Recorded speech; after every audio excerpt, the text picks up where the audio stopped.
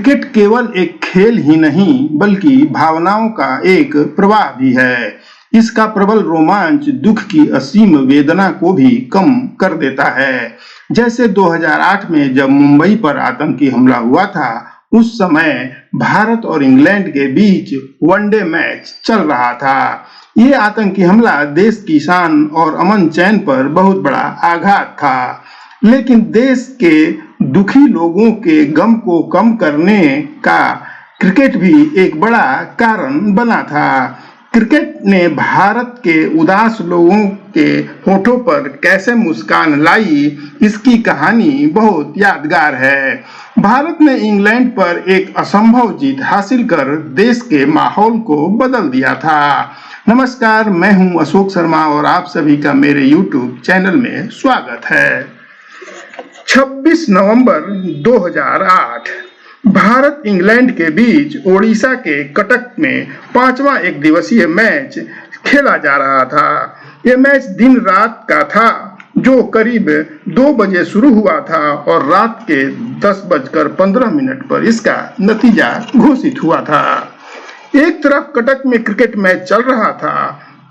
कटक में रात के 10:15 पर जब ये मैच खत्म हुआ तो भारत ने 36 गेंदें शेष रहते ही इंग्लैंड को 6 विकेट से हरा दिया था।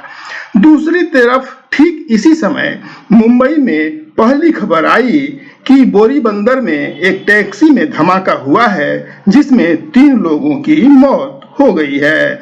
तब किसी को अंदाजा नहीं था कि मुंबई पर एक बहुत बड़ा आतंकी हमला हुआ है। ये खबर रात करीब 10 बजकर आसपास उसके मिली थी। कुछ ही देर में यह खबर आग की तरह फैल गई कि मुंबई पर बहुत बड़ा आतंकी हमला हुआ है।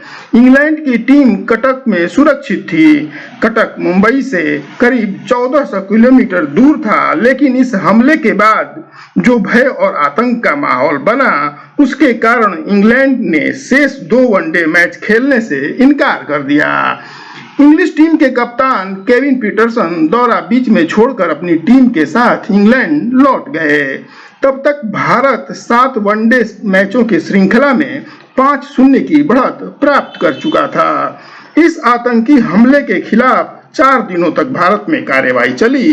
9 आतंकी मारे गए और एक आतंकी अजमल कसाब को जिंदा पकड़ा गया था। इस घटना में कुल 166 बेकसूर लोगों को आतंकियों ने मार दिया था। इसके खिलाफ पूरे देश में भयंकर गुस्सा और दुख था। दुखों का पहाड़ टूट जाने से लोग क्रिकेट की बात को भूल चुके थे, लेकिन क्रिकेट ने ही दुख की इस पीड़ा को कम करने का एक सराहनीय प्रयास किया। इंग्लैंड की क्रिकेट टीम दौरा छोड़कर अपने वतन लौट गई थी। 2 वनडे मैच रद्द कर दिए गए थे, लेकिन 2 टेस्ट मैच का होना अभी बाकी था।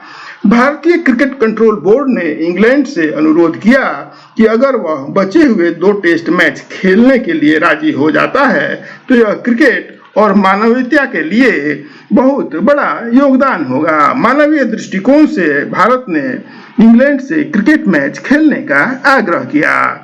क्रिकेट भारतीय लोगों की पीड़ा को कुछ कम कर सकता है, ये बात सभी लोग जानते थे।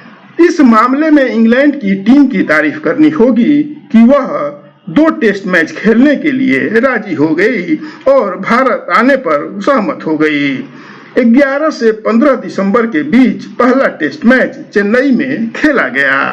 कई मायनों में यह टेस्ट मैच ऐतिहासिक बन गया, बल्कि कहें तो गम के माहौल के बीच भारत द्वारा खेला गया यह सबसे रोमांचक और ऐतिहासिक टेस्ट मैच है। मुंबई हमले के करीब 2 हफ्ते बाद ही चेन्नई में भारत इंग्लैंड के बीच पहला टेस्ट मैच शुरू हुआ। मुंबई हमले के दर्द को दबाकर भारतीय टीम मैदान में उतरी। इंग्लैंड ने पहले बैटिंग की। एंड्रू स्ट्रॉस के शतक के दम पर इंग्लैंड ने 316 रनों का स्कोर बनाया। इसके जवाब में भारत ने 241 रन बनाए। कप्तान धोनी ने 53 रन बनाए थे। इंग्लैंड ने दूसरी पारी में 9 विकेट के नुकसान पर 311 रन बनाकर पारी घोषित कर दी थी। भारत के सामने 387 रनों का लक्ष्य उसने रखा था। टेस्ट मैच की चौथी पारी में 380 से अधिक रन बनाना आमतौर पर बेहद कठिन और मुश्किल माना जाता है। चौथे दिन टी ब्रेक के कुछ देर बाद ही इंग्लैंड ने पारी समाप्ति की घोषणा की थी, यानी भारत के सामने चौथे दिन का अंतिम सत्र का खेल और पांचवें दिन 3 सत्रों का खेल बचा था, जिसमें उसे 387 रन बनाने थे। उस समय इंग्लैंड की टीम में James Anderson, Andrew Flintoff, Steve Harmison, Monty Panesar और ग्रीम स्वान जैसे धुरंधर गेंदबाज थे। इंग्लैंड के कप्तान केविन पीटरसन को ऐसा लगता था कि वे अपने गेंदबाजों के दम पर भारत को ऑल आउट कर यह टेस्ट मैच जीत जाएंगे, लेकिन पासा उल्टा पड़ गया। भारतीय क्रिकेट टीम हर हाल में अपने देश के उदास लोगों के चेहरे पर मुस्कान लाना चाहती थी। उसने असंभव को संभव करने का बीड़ा उठा लिया। 4 सत्रों के खेल में 387 रन बनाना बहुत आसान नहीं था। इसके लिए कुछ तूफानी करना जरूरी था और इसका जिम्मा वीरेंद्र सहवाग ने अपने कंधों पर उठाया। उन्होंने विस्फोटक अंदाज में बैटिंग शुरू कर इंग्लैंड की गेंदबाजों की हिम्मत को तोड़ दिया। उन्होंने टेस्ट मैच में 112 की स्ट्राइक रेट से केवल 68 गेंदों पर 83 रन ठोक दिए। सहवाग ने केवल 32 गेंदों पर ही 50 रन पूरे कर लिए थे। याद रहे कि यह टेस्ट मैच है, न कि वनडे मैच, और यह टेस्ट मैच सहवाग ने बिल्कुल वनडे के अंदाज में खेला। मैच जिसमें कोई भी गेंदबाज, ये ऐसा टेस्ट मैच था जिसमें गेंदबाज की उसके ओवर की कोई लिमिट नहीं होती थी। सहवाग और गंभीर ने पहले विकेट के लिए 108 गेंदों पर 100 रन बना लिए। 131 के स्कोर पर सहवाग आउट हुए। तब तक वे धुआंधार 83 रन बना चुके थे। सहवाग की इस बैटिंग ने भारतीय खेमे में इस बात की भावना भर दी कि वह ये टेस्ट मैच जीत सकता है। सहवाग ने ही वह भरोसा पैदा किया कि भारत ये टेस्ट मैच जीतने की कोशिश कर सकता है। चौथे दिन का जब खेल खत्म हुआ तो भारत 29 ओवर में 1 विकेट के नुकसान पर 131 रन बना चुका था, यानी भारत को तेज शुरुआत मिल चुकी थी। अब भारत को जीतने के लिए 5वें दिन 256 रन बनाने थे। सहवाग के बाद सचिन तेंदुलकर ने जीत के लिए अपना भारतीय झंडा उठा लिया।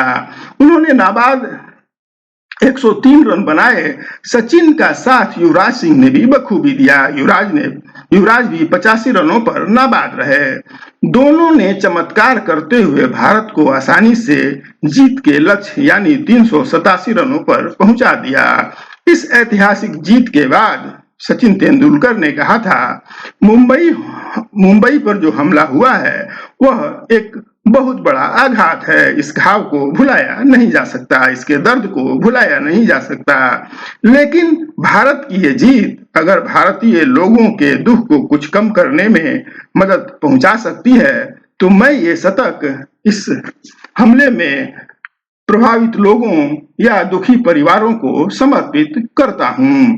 यानी सचिन तेंदुलकर ने अपना शतक मुंबई हमले में परेशान लोगों के नाम समर्पित कर दिया। इस टेस्ट मैच के बाद भारतीय टीम ने अपना सारा गम, गुस्सा, दुख क्रिकेट के खेल के जरिए दूर कर दिया और देश के लोगों को हंसने का एक मौका दिया। आज बस इतना ही। मुझे दीजिए इजाजत। नमस्कार।